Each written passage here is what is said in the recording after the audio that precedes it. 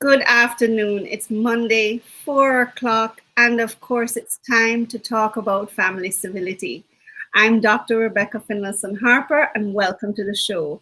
I have an amazing guest that is we're going to really get into the nuts and bolts of how to create prosperity in a family. We have Veney Cochran. So excited.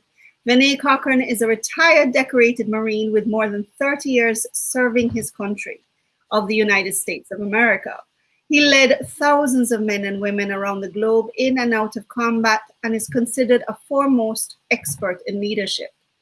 While simultaneously serving in the Marine Corps and working with million-dollar corporations, Veney has gained considerable business acumens and founded the Elite Justice Success Group, LLC, a company committed to helping individuals and businesses achieve success through shifting their mindset and day-to-day activities to align with their desired goals and dreams.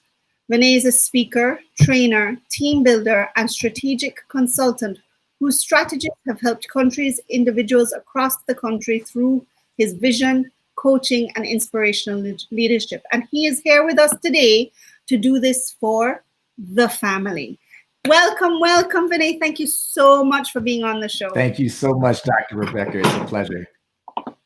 Can you hear me? Fantastic. So please share, like, comment, ask questions, because we have someone who can help you and your family go from surviving to thriving. Let's just start. How can we create swag? And I love this, swag with your family. So getting your family swag on. And what is swag? Well, thank you for that, Dr. Rebecca. And swag is a new company and a new course that I've started. And it means succeeding with a goal. Because myself, my wife and I, who started our company and started this course, we truly believe that, in order for anyone as an individual or as a family unit, to achieve the things that they actually want to achieve, they have to have some goals that they're striving for. There's the old saying that, if you don't have goals, you're just running around in a circle. So you have to set those goals. And then we have to make sure that each person that's in that family unit is all working towards the same thing. Although their individual goals might be different, at some point, they all have to be working toward one common goal so that they can all achieve success individually and as a unit as a whole. Yeah. Amazing. And you see, this is what I love about it, because we at the Family Civility Institute are doing the same thing. Goal setting is a big part to play when it comes to setting up surviving to thriving, because I think that is actually the difference between surviving and thriving. Surviving is you have no goals and you're just on reactionary mode and you're coping with what's happening. Whereas when you then sit down and create those goals, that's when you go on to thriving. Exactly. I could not agree with you more. In my time in the military is where I think all of this came to me, counseling young individuals, counseling, young Marines and their families to get through some of the tough situations that they were having in their lives. And one of the common denominators, as you just mentioned, was, they didn't have goals set down for themselves, or as I talked about, they didn't have goals for the family. So instead of growing together, they seemed to be growing apart from one another. And unfortunately, in the environment, that we were in the military, it became more prudent that we tried to bring these families together, because the military would, because of deployments and things that we did on a regular basis, we would unfortunately separate the families. But if we built that strong Mm. connection of the goals that they had for one another, those separations didn't seem or wasn't as hard as they could have been, if they wasn't on the same sheet of music. Exactly. I mean, this is where we have to start working together, and that's the key. And how does that happen? I mean, you coach people on an individual, and but even when you coach an individual, you do have to explore their family dynamics because it affects their even personal growth. Yeah, it truly does. And there are going to be people from all types of backgrounds and all types of family dynamics. But at the end of the day, it's not about the family dynamic itself, but it's how you tap into and find out how that person is actually reacting to the dynamic that they're in and the dynamic that they actually came from. Because as you know, some people, they simply, unfortunately, they relive the same dynamic that they grew up in. And they don't see or they don't know how to grow from that because they haven't seen anything to show them otherwise. Mm-hmm, mm-hmm. Yeah. And so, how do we get the swag on? What we try to do is we start by analyzing what exactly it is that the individuals in the family want, and then what is it that they want for a family. What are their goals? It might be their income goals as a family. It might be whether or not as a family, a unit with a husband and a wife, or simply two individuals that are dating, which is still a family, whether or not they want kids and how are they going to raise their kids. So they have to start communicating. It all starts with communication. So we sit individuals down, and you have to bring that information out of individuals, because unless someone actually asks them those specific questions, they probably won't even think about it. So it all starts with communication and finding out exactly what it is that they actually want.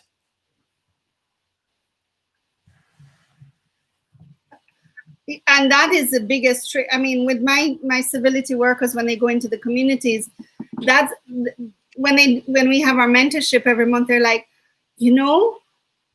most of my households don't even know what they want. And that creates oppression when it comes to charities, because charities will go into communities and say, well, I want to do this and I want to do that. And because these households do not know what they want, they take what they can get.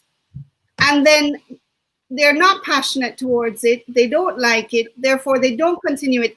And then all these charities are like, why didn't it succeed? Oh, it's because of them, and they don't look within themselves to say, hey, did they really want it? It's so true. And sometimes it's even very sad, because again, individuals, I think we've been conditioned through schools and society, to learn in traditional ways, to seek information in traditional ways, and not to really, challenge ourselves for what we want.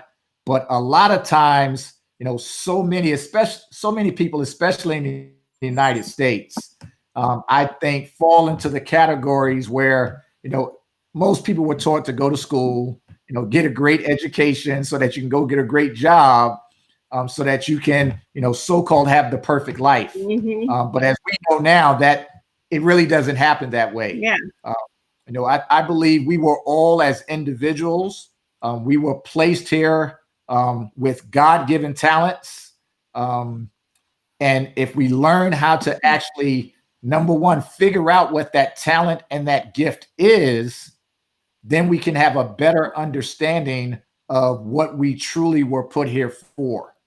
And I think once individuals figure that out, then it becomes very easy for them to set goals based off of the Yeah. inherent talents that they were born with. But unfortunately, a lot of individuals get wrapped around what others think they should be doing, what society tells them are the good jobs or the good careers to have. And they sometimes forget about all the dreams that they actually had when they were young children. I mean, I agree with you. We have to, as we say, I say de-domesticate ourselves from what we have been trained to do. Yeah, and we definitely do. So yeah, de-domesticate. I like that word. And and we do it. Yeah, so that's the whole thing. We do it at this age, and it's almost too late to do it. And then the millennials were doing it, and all we did was criticize the millennials. And all they were doing was de-domesticating themselves from traditional beliefs. And all you heard was, and all we did was beat them down. Yeah, and again, it's and we. Yes, what I was going to say, and it's very unfortunate, and you were 100% correct that it is unfortunate that our millennials have been beat so bad for trying to be a whole lot better than what we were. And instead of beating them over the head and telling them things that they can't do, I think we as an older generation, should be encouraging them to step out of those norms, because it was so hard. At least I know it was for me, to fall in line with, the way that society said that I should go. And I don't want to have to see that happen for the younger generation, because at the end of the day, they're our future. And if we hold them back from the things that they know in their hearts that they can actually do and achieve, in the non-traditional way, then we are setting not only ourselves, but we're setting them up, and we're setting their children and their children up for failures in the future. So I applaud the young millennials for stepping out of the traditional norm and, going in their own direction. We may not understand it at times, because again, unfortunately, a lot of us were programmed, the way of old is what I call it. And, we can't force that same mindset on the young millennials. We have to start, accepting that they're going to be the individuals that they're going to be. And I totally believe that we should be encouraging them to do so, instead of trying to force them in this box. And some considerations, the same box that a lot of us allowed ourselves to be placed in, which is why so many of people, I think, in our generation haven't really achieved and done all the things that we've actually wanted to do, because we're starting late in the game by just realizing it. Yeah. And you see, the saddest part is that, because of our fear that have been, I call it generational fear, we unfortunately have a situation where we don't want our kids to make the same mistakes, or we don't want our kids to do that. So we don't beat them down because we're jealous. We don't beat them down because we want to hurt them. We do it out of our own fear. So when you go and you talk about getting your swag on, how do we do that as parents? Because if we can't get our swag on, we can't teach it. Yeah, it's so true. And it's a difficult situation to be in, because again, as you said, as parents or as individuals who are filling those roles, we never want to see our children hurting or suffering in any way, at least through our eyes. But again, they see things totally different. And we have to be willing to, let them walk down the path that they're choosing to walk down. Of course, we want to give them some guidance. We want to steer them in the right direction. but sometimes we have to allow them to go through the mistakes that they're going to make. And, once they make those mistakes, you help them learn from those mistakes. I think one of the biggest issues that we in our generation, at least I believe, see or do all the time is we're trying to prevent the younger generation from having the same mistakes we made. And although that's not bad entirely, we have to allow the new generation to make mistakes because that's the only way that they're going to learn. And sometimes I think we have to encourage them to step out of the box and make those mistakes because failure is inevitable, but the greatest successes come from the failures that they're going to have.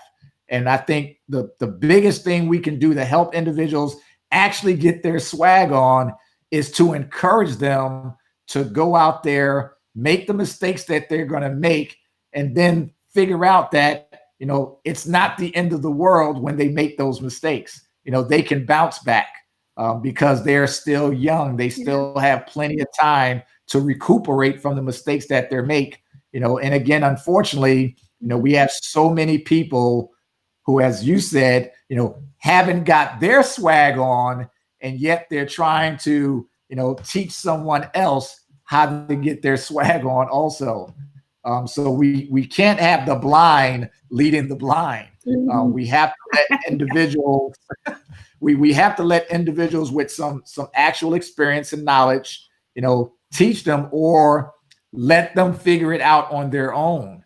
And failure is the greatest experience that a person can have, in my opinion. I don't think anyone who has been truly successful, they've been successful because they have failed and learned a different way of doing something.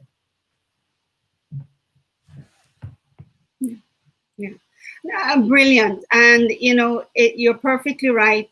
We have to have our failures. What I find with the younger generation and the same millennials is that they make different mistakes, because with us, for example, they're more educated, they're more aware. As I watched a show on Netflix called The Politician, which is quite dynamic. And the mother said, and the daughter said to the mother, when you were voting and when you were making these you had 3 networks. I have the whole World Wide Web educating me. So before I make a mistake, I can research 10 million opinions before I make this mistake. I don't need to, there are more research or more, even my 13-year-old can tell me he's looking into, for example, live streaming, and he's found this game he really likes, which I have to really hold my breath because that I learned from my eldest son, not to hold them back, but because I didn't understand it. And, it's funny because he's like, oh, well, this is a good stream and this is paper. And he could tell me everything. He had researched everything on this thing. And I was like, you know what? Speak to your brother about it, because he tried and I saw him go down this path. And if you want my support, I'm here to support you, because at the end of the day, they know more about it than I do. And I just have to say, I admire them. I admire my kids wanting to do that and to be out there and not afraid of trying. And that's the beauty of it, is that I see their lack of fear and I admire it. And that's how parents can get their swag on, by learning from their children who have the swag. So very true. So very true. And again, we have to sit back and watch the younger generation. Again, we don't always have to agree with everything that they're doing and the way that they're doing, but we can definitely learn from the things that they are doing. My son is 28 years old. He just turned 28 the middle of this month, 14 days ago. Mm-hmm. And wow. When he was growing up as a young kid, like so many other kids, he was all about video games. It's all he wanted to do is play video games. But what I realized is he started asking asking for the cheat sheets for the video games. He wanted to read and learn how to play the video game before he actually got the video game. And I didn't understand it at first, but what it ended up doing is it became his passion. Studying games, learning how to play them. The playing the video game wasn't even the big deal for him. The big deal was actually reading how to beat the game as fast as possible.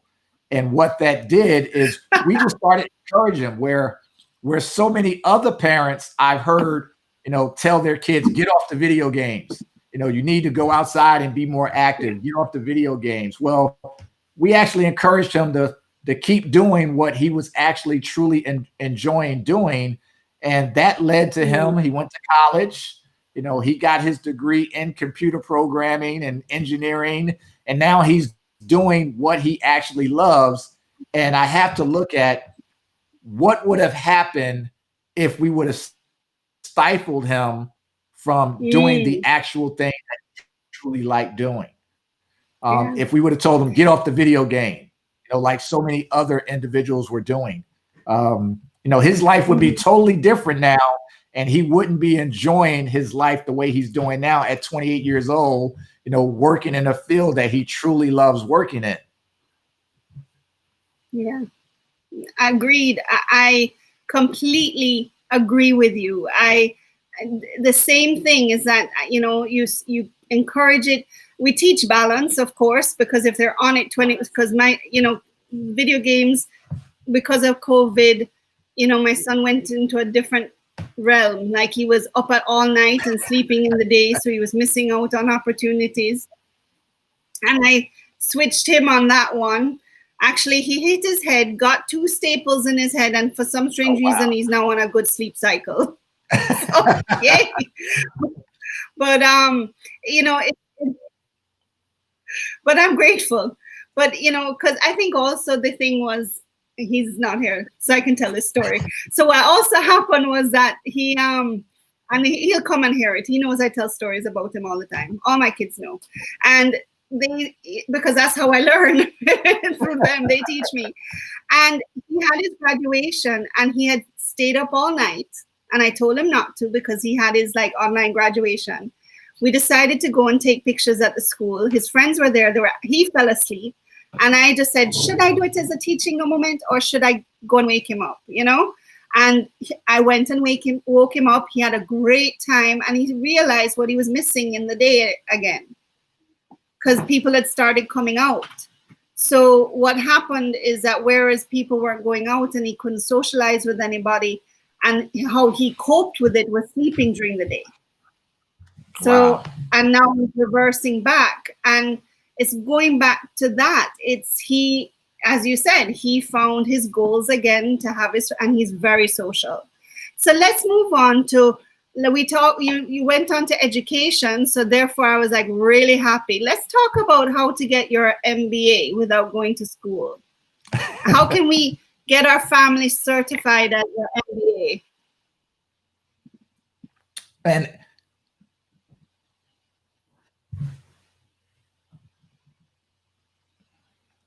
I think I lost you for a second. Can you hear me?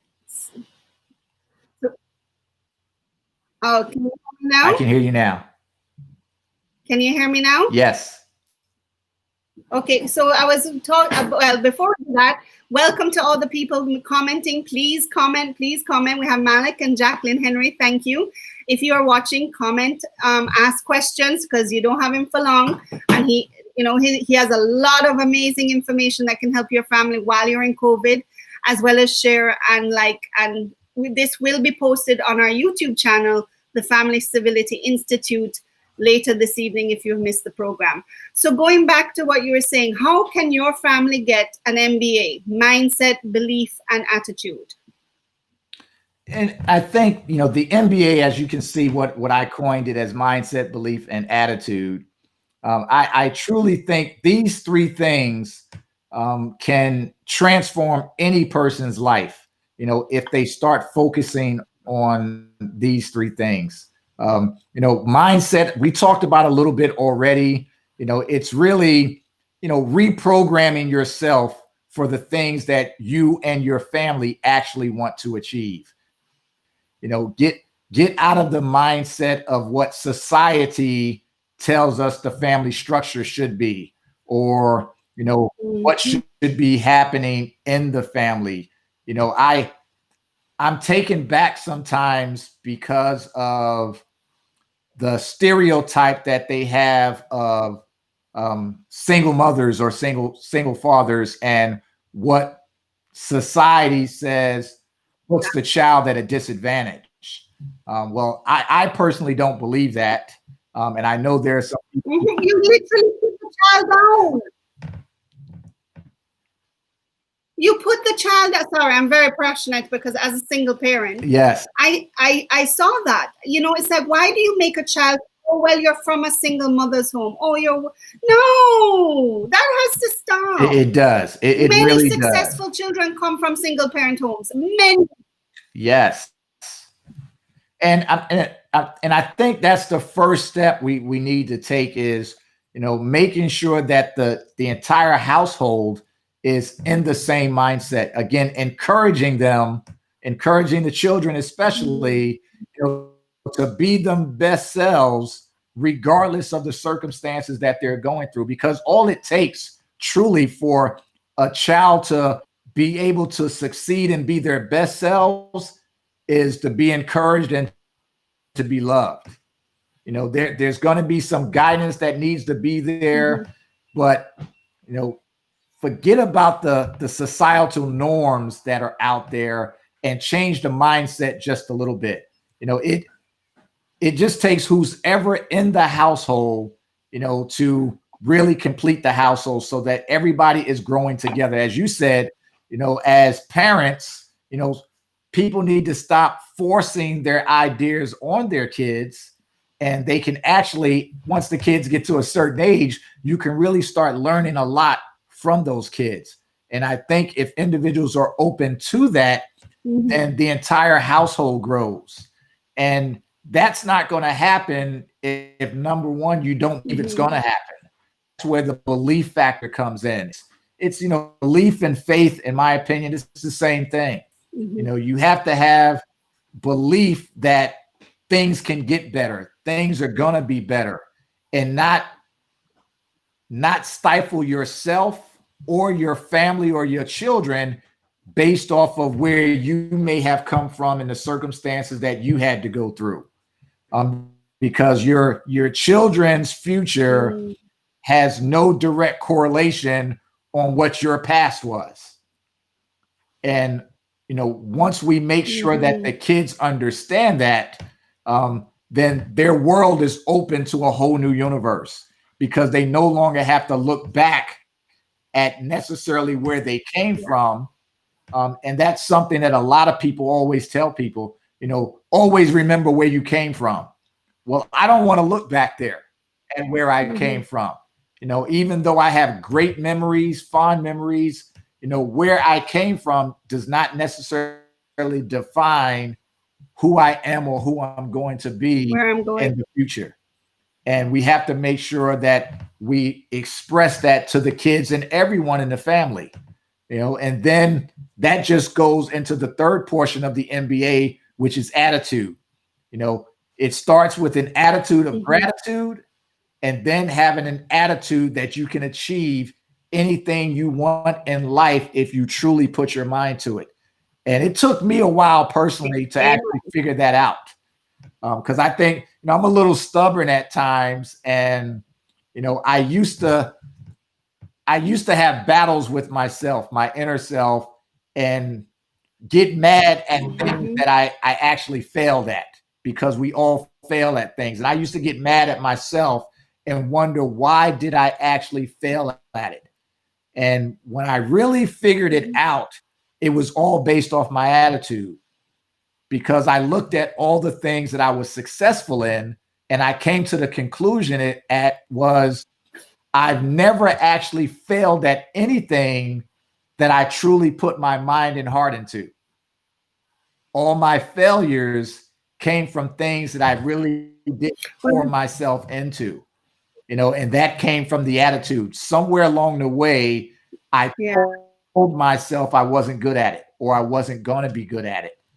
So I think you really have to master those things: your own mindset, your beliefs, and your attitude. And then with those three things is why I call it getting an MBA, really in life, because with that you can achieve and go anywhere in life when you master those three things. Yes, that's very, very true. And it teaches everything. I mean, it teaches, we talk about it. You can talk about meditation, you can talk about gratitude, you can talk about magic, you can talk about the secret. It all says the same thing. It is gratitude, your attitude, just the belief in yourself, having that passion, which leads into what Malik is saying. He says, that's good to know, Veney Cochran. My parents abandoned my vision for music. I know the feeling. Yet I continued to pursue my dream and natural talent for it. Now I'm in a position to do it professionally. My mindset never changed, even though my journey did. That's an amazing saying. It's a great story. Thank you for sharing. It is, and unfortunately, that it happens to. Hope I didn't hear you. No, we can all relate to that story. We can all relate. Yes, we definitely can. And I know Malik, and I know his talent in music, and it would have been what I consider a tragedy if he would have actually abandoned his music based off of what his family had said, because he has a gift and a true talent for what he does. And so many of us, well, I want to say so many, everyone does. Everybody is born with an innate talent and ability that if they can really figure out what it is and not let family members or society, change their minds about what it is they truly want, then the world would be such a better place, because we wouldn't be competing against one another, because you're just following your path, your vision, your goal, and your dreams, and you're not thinking about the other person over there and what they're doing. So it's great that somebody like Malik and so many others out there, regardless of how hard it may have been to hear that your family doesn't believe in the dreams that you have, but you still pursue them. That's really tapping into that MBA I talked about.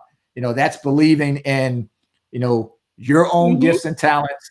It's understanding your mindset, and it's really having an attitude of, it doesn't matter what anybody else says. I'm going to do what I know I was put here to do.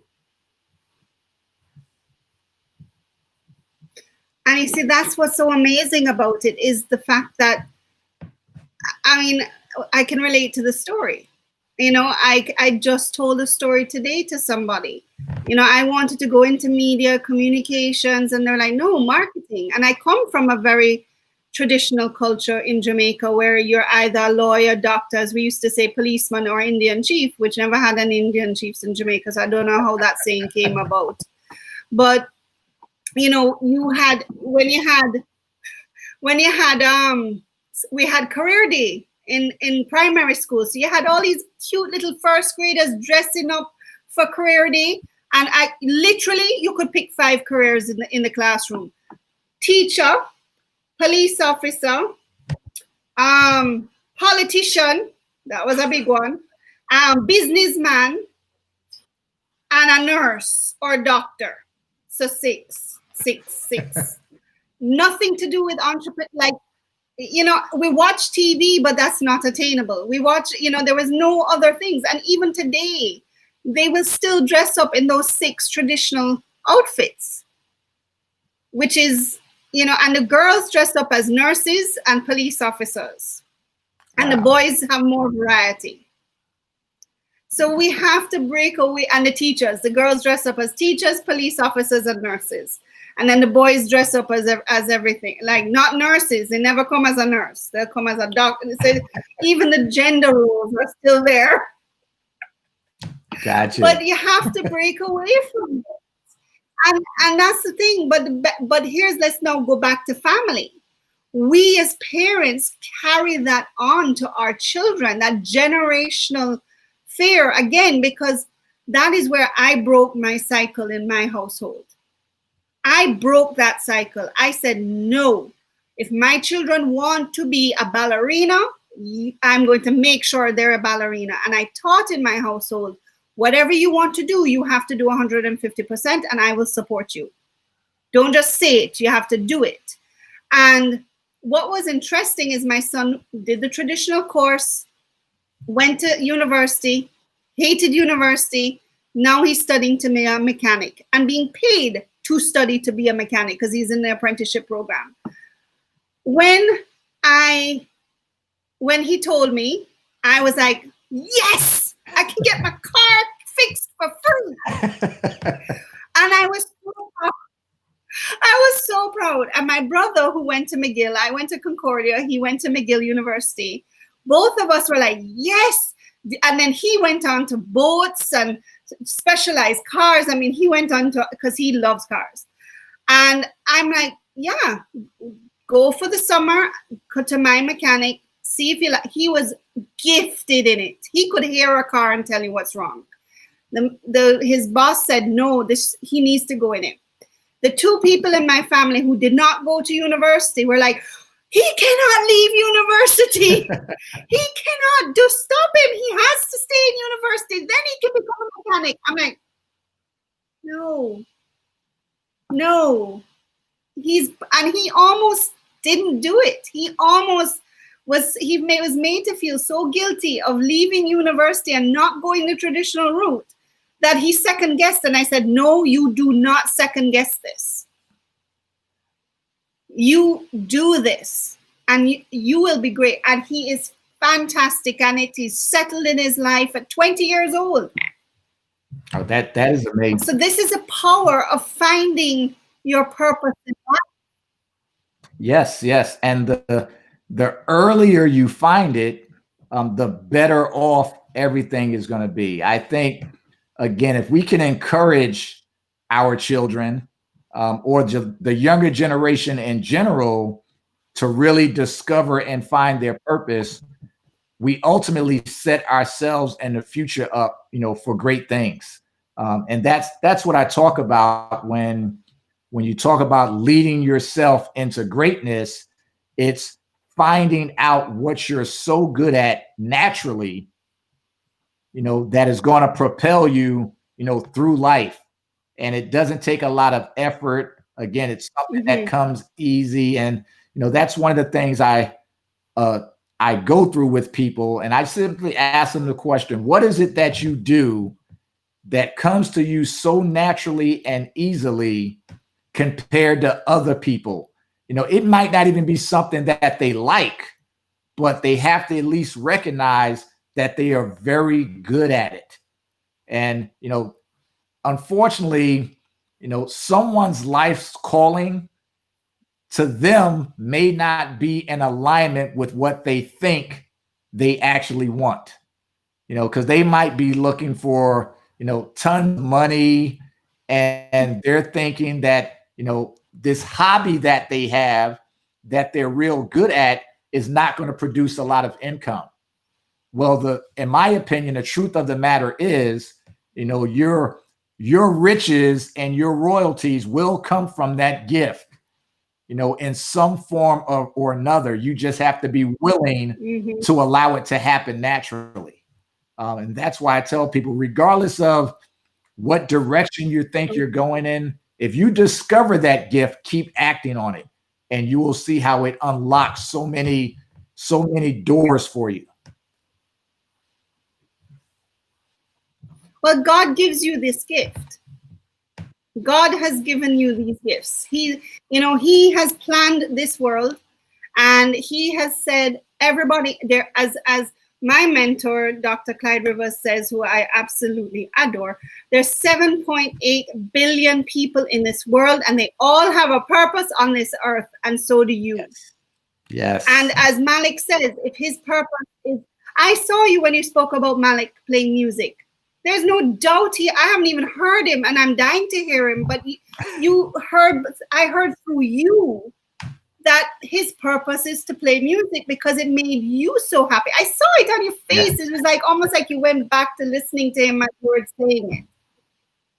You know, you have this purpose. Your life has given you this purpose. And this is, you know, I'm not belittling the elders or our generation for teaching, but how we're doing it now is a good way.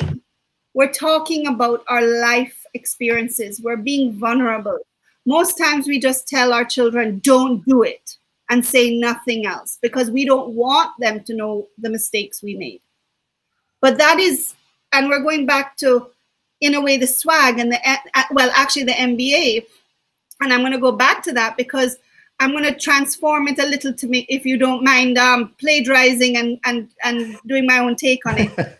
We as parents need the mindset that we are not perfect, but we have our own purpose and we have to fulfill our purpose in order to teach our children to do that. We as parents need to believe that no matter our circumstances, we can be good parents, and that our circumstances are helping us to teach our children to be strong, resilient, and have a positive mindset, because we do too. And it also helps us to have a purpose to teach other parents and help other people. And the attitude as parents is that if we have gratitude and we love and we appreciate our children and what they have been put on this earth to do to help us, because it's a two-way street in my house. I have learned just as much from my children than they have learned from me. Yes. And that's where we have to go to now, the extra mile. And if we do it and teach by example, my kids, they all know hard work because they learned it from me.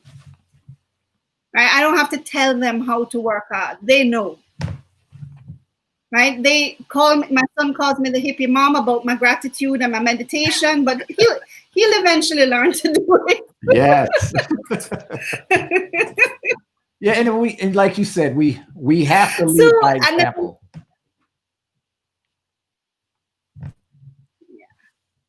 Now, your last point, which I love, is knowing your why. Yes, it's that so important because it's, again, as a family unit, you know, it's one thing to have the goal and the expectation that you as a family, you want to achieve something, whatever it is. And that's okay. You know, that's the first thing you want to get down on paper is what exactly is the goal? What is the finish line? Where are we trying to get? But then you have to establish, why do you want to get there? Because if you don't, the why is what's going to push you. The why is what's going to give you the right mindset to make it happen. The why is going to give you the belief that you need to have. And that why is also going to provide you with that attitude you actually need to take the action to get to the finish line. So you can have all the lofty goals that you want in life and the things that you want to achieve, but if you don't know why you actually want them, then it's not going to do you any good. You know, do you want the big house, you know, so that you can say you have a big house, or do you want the big house because of the big family that you want to have? You know, you have to establish what that why is. And what I figured out is once you figure out what the why is, how you get to the finish line is not even going to matter, because everything is going to line up based off the way you feel about why you want to have that thing in the first place. Because your your attitude is what's going to drive your actual actions.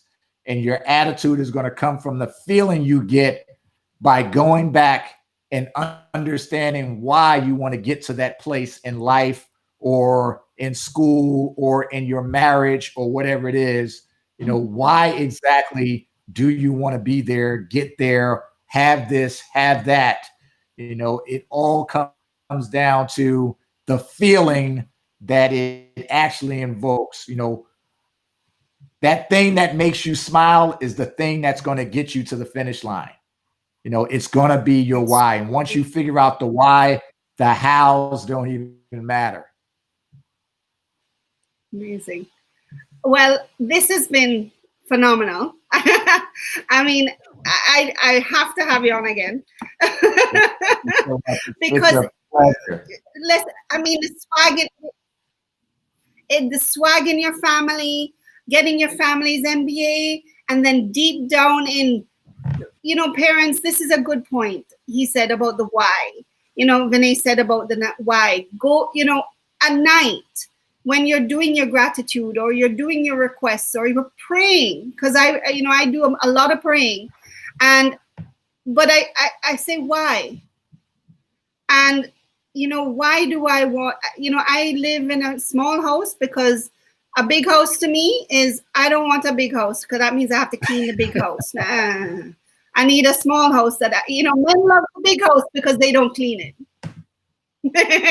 You know, but the women are like, oh, I have to clean it. So, but it's exactly a why, you know, and I think I've been blessed to always ask why. And I'm going back to that because I always was reprimanded for always asking why. Because as a child, when you say why, so our whys have been domesticated out of us. And we need to de-domesticate our whys and start asking again. Yes. Yeah. So thank you so much. We learned about the family swag. And that is, swag is again? Succeeding with a goal. And succeeding we got our with MBA. a goal. I love it. And we got our MBA, which is mindset, belief, and attitude. Yes. And at the end, we ask why. So how can we reach you? I saw people are asking how to reach you. How can we reach you? You can reach me directly through Facebook, Veney Cochran on Facebook. You know, you can also reach me on my website, theveneycochran.com. I love that. And then my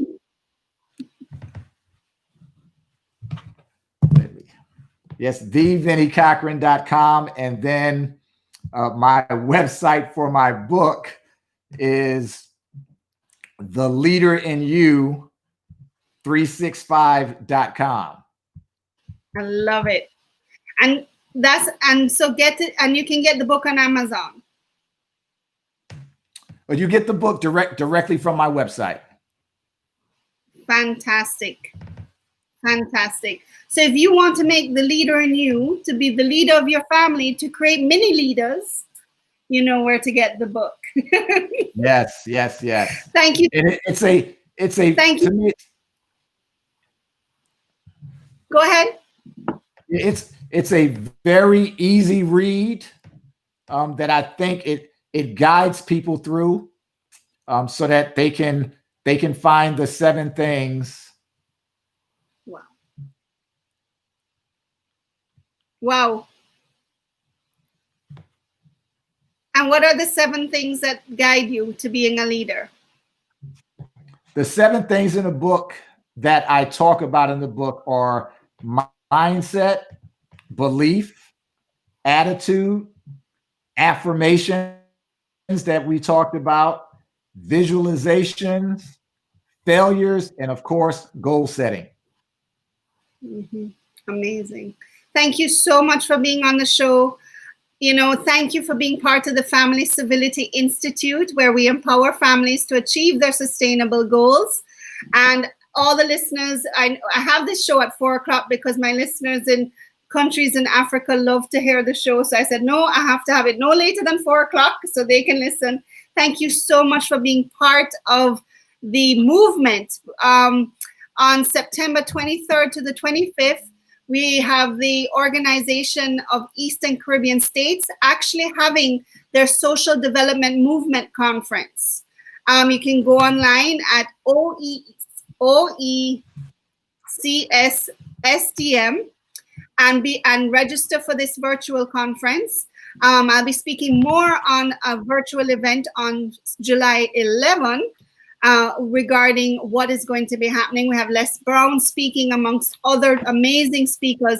But what it is we're going through not just a conference of sustainable development goals in the Caribbean, but it's also becoming a movement. So it's not stopping at the conference. The conference is we're just coming together to decide how we're going to do it as a Caribbean people.